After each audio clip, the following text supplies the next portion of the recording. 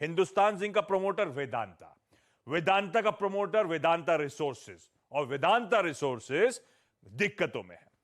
अभी कुछ दिन पहले, मेरे ख्याल से इसी हफ्ते मंगलवार की हम लोग चर्चा कर रहे थे, जब मूडीज ने वेदांता रिसोर्सेज, वो पेरेंट के कॉर्पोरेट रेटिंग को डाउनग्रेड कर दिया था। तब मूडीज ने यही कहा था, ये डाउनग्रेड रिफ्लेक्ट करता है जो डेट रीस्ट्रक्चरिंग को लेकर रिस्क अब सामने आ रही है आने वाले कुछ महीनों में। कोई मीनिंगफुल प्रोग्रेस वेदांता रिसोर्सेज ने अपनी डेट मैच्योरिटीज को की भरपाई करने के लिए नहीं करी है। अच्छा, अटकलें तो खैर हिंदुस्तान जिंक की खबर आई, ऐसी ही अटकलें वेदांता को भी लेकर लग रही हैं, पर उस पर नहीं जाऊंगा। एक बहुत इंटरेस्टिंग रिपोर्ट साइट करता हूं सिटी की, जो सब चीजें पर्सपेक्टिव में रख देगी।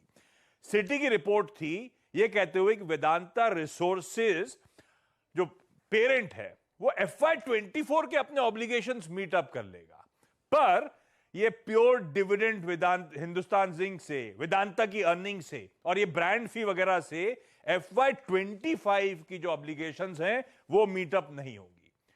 वो कह रहे हैं वेदांता रिसोर्सेज की ग्रॉस डेट जो है वो $6.5 बिलियन की है, जिसमें से रीपेमेंट्स और इंटरेस्ट ड्यू FY24 में $3.5 बिलियन के और उसके बाद FY25 में $4 बिलियन के हैं।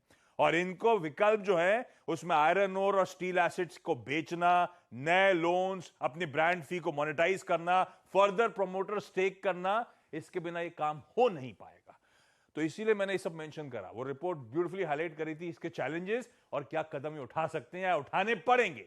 उसी कड़ी में आप समझिए हिंदुस्तान जिंक का आज ये अपडेट आता हुआ।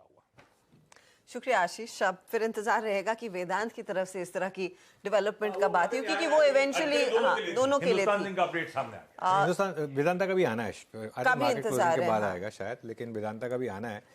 इशू पता है क्या है इसमें, मैं बताता हूँ फिर से। इतनी बार इसमें हमेशा जब भी आप होप लेके चलें कि कुछ ना कुछ अच्छा आएगा, कुछ ना कुछ गड़बड़ हो ही जाती है। और मैं इसीलिए कह रहा हूँ आ जाने दीजिए उसको, जो ऑफिशियल आएगा क्या निकल कर आएगा, क्या नहीं निकल कर आएगा, क्या पैटर्न बनेगा, किस तरीके से होगा और माइनॉरिटी शेयर होल्डर्स के लिए क्या होगा उसमें, इस चीज़ का हमको ध्यान रखना होगा कि माइनॉरिटी के लिए क्या मिलने वाला है। तो मेरे ख्याल से जल्दबाजी ना करें इसमें, तो बेटर रहेगा। दूध का जला छाछ भी फूंक फूंक कर पीता है, वो वाली बात आप मान कर चलें। वेदांता में एक बार अच्छा रिस्ट्रक्चरिंग आ जाए ना, उसके बाद भले ही 10% ऊपर ले लें, लेकिन कंफर्मेशन आने के बाद लें, उससे पहले ना लें। इसीलिए शायद गावा साहब ने इसको अक्टूबर के सितारे में चुना था। आज सुबह में मैं सुन रही थी वेदांत पर, आपने कहा कि मंदी का ट्रेड ही रहना चाहिए। आज एक रिवर्सल आया है, लेकिन आप उस शॉर्ट साइड के ट्रेड को एक मीडियम टर्म पीरियड के लिए होल्ड करेंगे गावा साहब? जी नहीं, इनफैक्ट अब उसको छोड़ देना चाहिए। यहाँ पर एक फ्रेश सिग्नल आएगा जब ये ब्रेक करेगा 215, वहां पर डेफिनेटली सेल करना चाहिए। अगर 215 ब्रीच, डेफिनेटली सेल। फिर तो एक नेक्स्ट मूव शुरू होगा डाउन। अब वो एक नया ट्रिगर बन गया 215 का।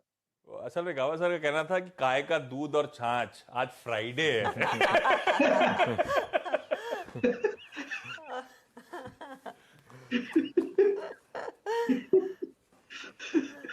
चलिए, शुक्रिया आशीष इस अपडेट के लिए। अब आशीष अपना जाके फ्राइडे एंजॉय करेंगे और मार्केट्स पर अब हम और थोड़ी देर के लिए चर्चा करेंगे। वेदांत, आपकी स्क्रीन पर एक बहुत बढ़िया रिवर्सल देखने को मिला जरूर है, और हिंदुस्तान जिंक भी एक बार लगे हाथ स्क्रीन पर दिखाई देते